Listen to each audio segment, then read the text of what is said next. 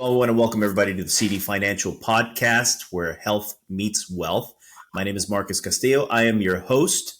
Sitting right across from me, actually 3 states away, is Charles Dzama, otherwise known as Chuck D to those in the know. He is the owner of a financial investment firm. He's a father of 3. He's been helping people sleep easy for over 15 years, and he's just one all-around generous guy. Charles, Chuck, how the heck are you? Hey, I'm fantastic, Marcus. Just being with you.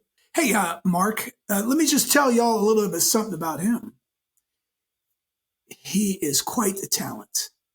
He is a tax preparer, a cabinet maker, and a whiskey sommelier.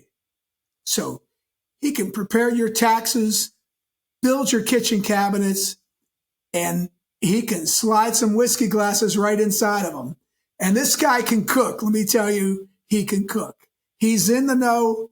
He's one all-around generous guy. I've known him for over 30 years. Can you believe it? We got to know each other real well when we were in Germany, but that's for another discussion altogether. So just in case anybody's doing the math at home, Charles and I met when we were both 3. Exactly. So yes, we've known each other for over 30 years, and feel free to use the title Renaissance Man, since that's what I'll call myself.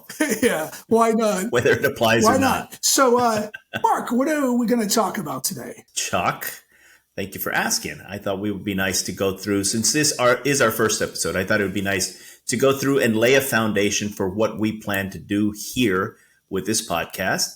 And maybe we can talk about foundations in general. We are going to be dealing with a lot of investment conversation. We will be including some health conversation in there as well. We would definitely like some feedback on topics that maybe we could touch on and discuss for future episodes. That's always helpful. We want to make sure that we serve our audience well. So just setting the foundation today, I thought would be a good idea. What do you think about that? I love it. And I'll tell you why. Without a foundation, you could be lost, completely lost. And what I mean by that is a foundation for your retirement income. And because that's what I deal with, right? That's what we do, is we bring peace of mind to near retirees and retirees. When we're talking about a foundation, we think of a home, right? It needs a solid foundation. So let me back you up a little bit, because for the sake of those listening in, and really it's for my sake more than anybody else's, as we go through, I may stop you and just maybe ask you to go over a few things and explain it in 1-syllable words for someone like me with a 5-year-old comprehension level as far as investments go. Sure, why not?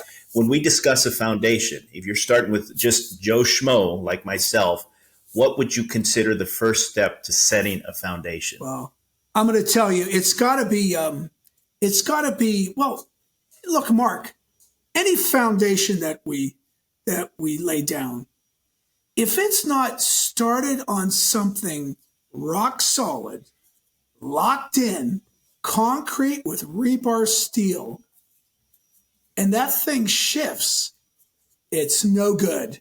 It will not last. I remember I was a volunteer on a project, a construction project, but I was volunteering my time. And this was up in Denton, Texas, not too far from you. So by the way, Marcus is hailing us from, do we call that Central Texas or North Central? You can call it Central Texas. If you tell people where I am exactly, nobody would have a clue where I'm at. So let's go with Austin, Texas. Do that, I think that's because you're about 40 minutes removed. So sure. About that with traffic. Yeah. Sure. Okay, good. And I'm hailing from SoCal, from Southern California. So I'm in Denton, Mark, and it's basically just cleared out dirt, and there were columns there, and we were pouring concrete into those columns because that was going to be the pylons. It was the initial foundation. And I remember we had this device that they just said, okay, so it was like a big long rod, and it vibrated gently, and you had to put it inside of that concrete and run it up and down. And the idea was to shake out any like air pockets or disruptions so that all the concrete would settle in. so that it would be really strong. And doing that prevents issues in the future. In fact, I'll tell you another story. My father-in-law, he recently discovered a relative that he has. And she's in Dallas, in fact, and having a horrible time with a brand new home. And the reason she's having a horrible time is because the soil that the foundation was set up on, they call it like black gumbo. I don't know if you've heard of that or not before. I haven't heard that specific term, but I know exactly what you're talking about, because if you live anywhere in the center of Texas going north even, you get this black dirt. There's foundation issues here in Texas is not uncommon, so that doesn't surprise me in the least. Yep. And he's from Oklahoma in the southeastern corner, but it's a shared issue. But I think even from western Arkansas into southeast Oklahoma and north Texas, south central Oklahoma. Yeah. As kids, when I lived in Plano, we used to see these yards that would split, and it seemed like you could look down. Yeah. You know what I'm talking about? And we would. I know exactly. And I was 23 at the time, and my brother would say, because he lived there, that's why I ended up moving to Plano for a couple of years. We would send a stick down, like a 15-foot, and it would keep on going. It's no good. They call that stuff, I guess the expression amongst a lot of the contractors, it's a black gumbo. It's kind of like a clay kind of soil. But if you don't develop that dirt and really roll heavy equipment on that, it has problems later. So she's having problems with her foundation. Combine that with lack of rain and intense heat, and that is a recipe for foundation troubles. So what would you say is some of the first steps as far as getting pylons down so I can have a stable foundation for the future? Is make sure that your money's not in fluctuation for the money that you need for income. So you want to separate that retirement savings that you need for income and separate that money that you need for growth, perhaps thinking of that as money in the stock market. And never shall the two meet. In other words, if they're commingled in one bucket, then they could really be a problem. So let's say you've got a big 401k or a TSP. A lot of my listeners have thrift savings plan. And they will not let you in a 401k or a TSP split those savings. Now, TSP is fantastic because the fees are so very low in there, and it's very straightforward. There's several funds that we typically would use while working. So it's very easy and clean, 3 quite popular funds. But so that the G fund, the C fund, and the S fund, George, Charlie, and Sam. So I tell folks you can remember Charlie and Sam easy because Chuck D's here to help you, and Uncle Sam has been helping you for years. So you got that. But the G fund is there for stability. There's some weaknesses with the G fund, one in particular, but it's there for stability. Unfortunately, let's say you got $1 million and everything falls 20%. Well, you can't say, hey, I just want to take money out of the safe money in my 401k or TSP. It doesn't work like that. So if you got half, remember, never shall the two meet. If you want to have half G and half C fund, or half, like, let's talk S&P 500 for 401kers, and let's say, I don't know, money market. The problem is they're commingled funds. So if the stock market loses 20%, but your money market doesn't, you just lost it. If you're half and half, you lost 10%. And if you pull money off of that, no good. So the strength could be if you create an outside portfolio, IRA, for instance. You need money that cannot lose. And unfortunately, when interest rates go up, our foundation can be rocked if we're using bond funds. Because when interest rates rise, guess what happens to bond funds? They lose. It reminds me of the first rental home we had. It was just west of Pittsburgh, a little town called McDonald, PA. Like old McDonald had a farm, McDonald, PA. And, The place with the nice clawfoot. yeah, that's right. That's right.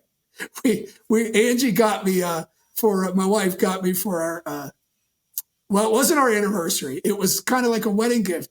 She came back from a trip with her brother and her mom and aunt and cousin, I think, to Mexico, and they brought a little skinny 375 milliliter white tequila. And Mark and I, we really enjoyed that with several movies one night. Yeah, we did. Yeah. So anyway, that home, we really liked that house, Mark. I mean, it was 12-foot ceilings and big fat wooden molding. So Beautiful. From that point, I said to Gary, I said, hey, I really like this house. I think I want to buy it. And Gary said, you can't buy this house. And I go, why not? And he said, well, you got like $100,000. And I go, you mean just sitting around? I go, I'm a newlywed. Come on, let's be serious. And so he said, what happens when it rains really hard? Which in Pittsburgh it does. I mean, sometimes, like a Texas flood, it rains and rains and rains. I said, when it rains really hard, in the basement, you mean? He goes, yeah. I go, well, we get some water on the floor, maybe an inch or two. But all we keep down there is a lawnmower and some yard equipment, hardly anything else. It was half concrete, half dirt. He said, why does it do that, Charles? I said, why does it do that?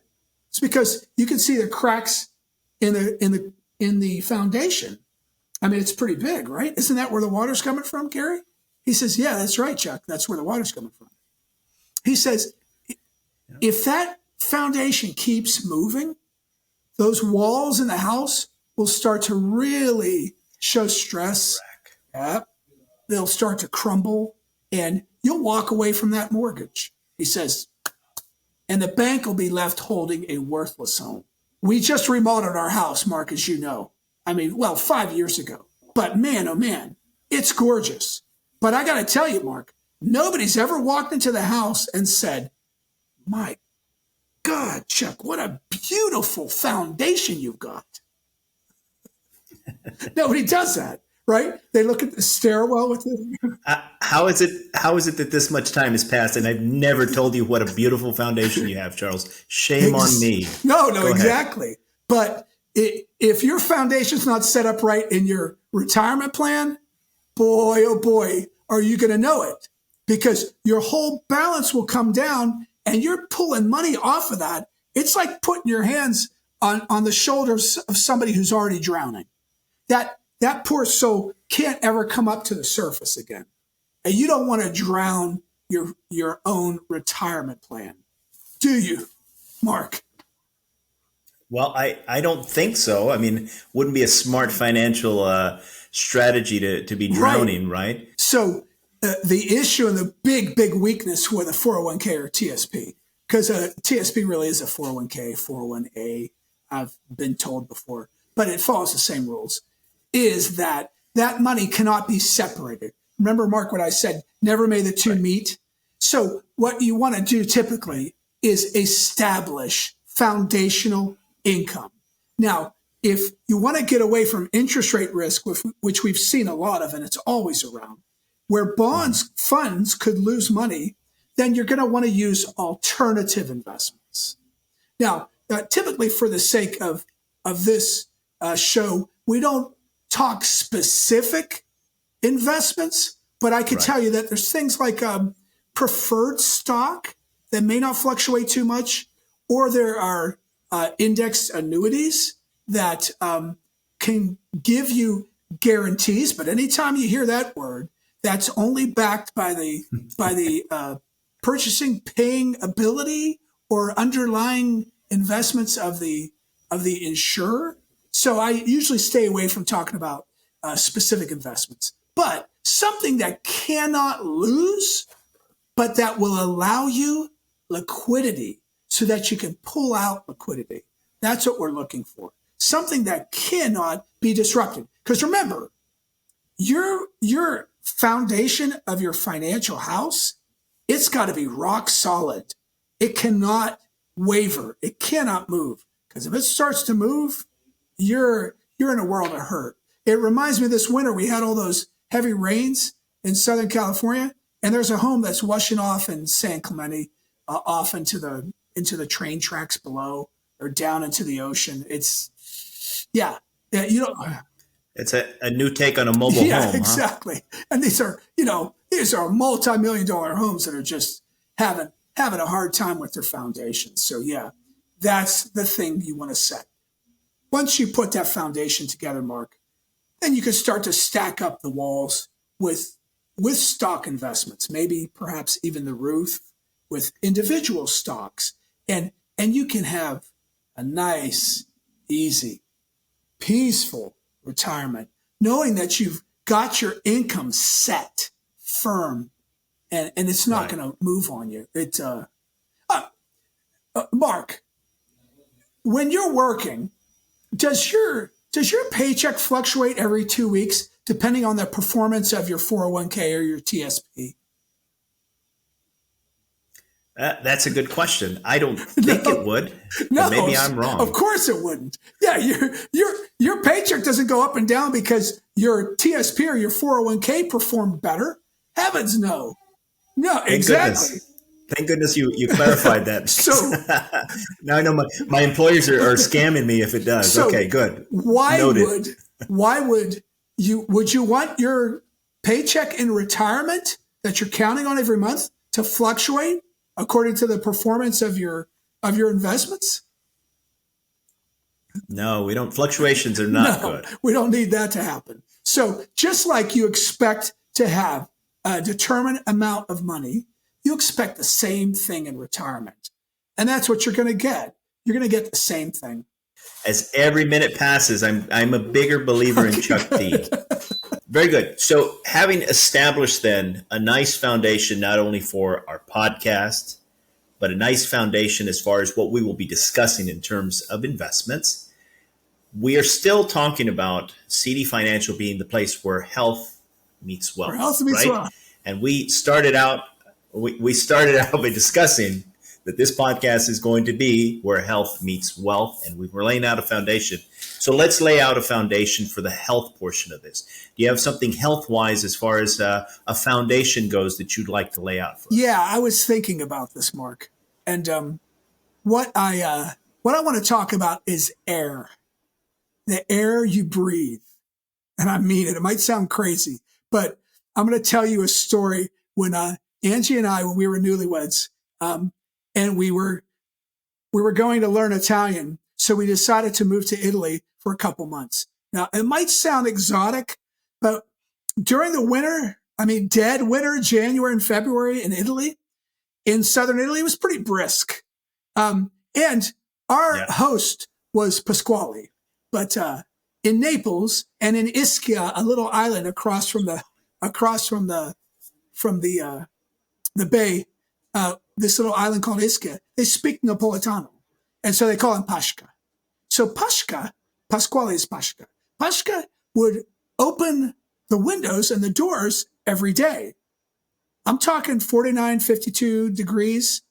And you go into the bathroom in the morning and the window's wide open. Now, keep in mind, it's all tile in Italy. So it's brisk. And they don't typically use their heat. They don't believe in spending money on heat. It's a waste. Just put on another sweater, throw on sweatpants in bed and socks, and you're good to go. Everybody's a dad in Everybody's Italy. a what? Everybody's a dad in Italy. Nobody wants to pay That's for right. heat. Everybody's a dad. I did hear you right. Now I understand what you mean. That's right. Yeah. So, but the mentality there is to cambia la era, change the air. Because I would ask about it. He would say, hey, cambia la era. And tutti i giorni. So every day you got to change the air. Now, the reason I mention this is because recently I went to visit my wife's grandmother, Aline. She's 100 years old. And when I went into that retirement home, what I noticed was the air. It was all used up. And I suppose it's laborious for the help to open and close the windows in the day and then close them in the evening. but it that mentality of changing the air is missing. And guess what, Mark? Air gets used up and it needs changed. It needs changed. I often think a home with a draft in a lot of American houses is a good thing because you've got a source of air that's constantly changing. Yeah. And I remember 15 years ago when I worked in the financial district in a energy efficient office building, you never had air exchange with the outside. Now, maybe commercial buildings do a good job of scrubbing the air, but it's very hard to get that effect in there. And the light itself, too, is different if you have an interior office, but that's for another topic. We're talking about the air.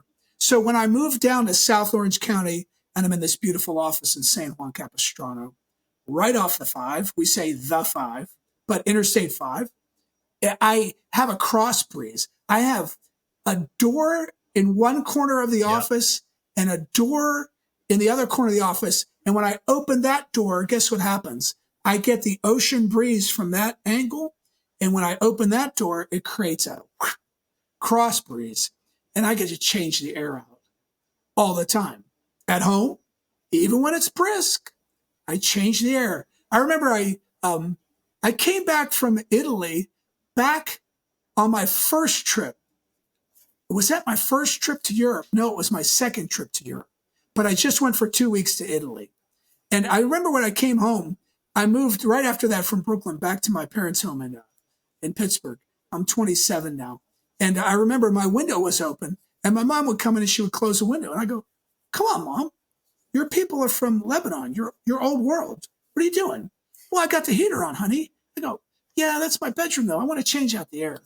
So, Mark, after a little while, you change your undies every day, don't you? Or at least when they need it. As far as I'm willing to share, sure. So if we change our undies, we need to change the air that we breathe. And that's how you do it. You pull the outside in. And that exposure that I got, I was very glad of that. Because when you breathe good, clean air, man, it feels so good. Have you ever been on a trip to Central California, Mark, or Northern California? Yep. So there you More go. than once. A couple times I've driven the family during the holidays between Christmas and New Year's. I love that time of year. If you drive up Coastal Highway, Pacific Coast Highway, PCH, right around north of Santa Barbara, around where Cambria, Hearst Castle area is. Yeah. I remember getting out of the minivan that I had borrowed from a friend to fit all of us in there. And I took my in-laws too, and my Isaac's canine companion, our Labrador, Barris. We got out. I opened the van door. I remember getting out and I said, you guys, you got to get out and smell this. And they said, smell what? And I go, smell the air. It smells like air. And it is just such a big difference when I get to a place like that. It's like recently I was in Norco and I was smelling something really good. And I smelled it and I was like, hey, that just, wow. I was like, wow, that air smells so good. And I'm looking around. I was like, oh, the pine trees, the air's blowing. Or eucalyptus trees around Southern California. You see eucalyptus trees around. And you could smell that. And you could smell that essential oils that people have to diffuse. You smell it right in the air. Yeah, when that happens. It's fantastic. That is a wonderful feeling, especially I know you live close to LA, but I mean, anybody living in the LA area has to deal with a lot of foul air. Getting away from all that and getting somewhere where you get fresh air is really nice. And I think even if we applied this to a mental perspective, just cleaning out the air that your brain is breathing has got to be good for you too. Get some of that negative air out, that stale air. Maybe it's been holding you back, and get in some fresh air. Get some good things in there. Clear your head. I agree. Take time to smell the pine needles. So, yes, take time to smell the pine needles. That's what we're talking about today. From a mental and physical perspective, it always helps to change the air. Charles, I think we're going to put a bow on it right there. I think this has been a great discussion as far as laying out a foundation, not only what we'll be talking about on this show for future episodes, but also laying a foundation for yourself in a financial aspect and in a health aspect. So thank you for your time, Chuck D. As always, I am Marcus, your host. Happy to have you all aboard. CD Financial, where health meets wealth.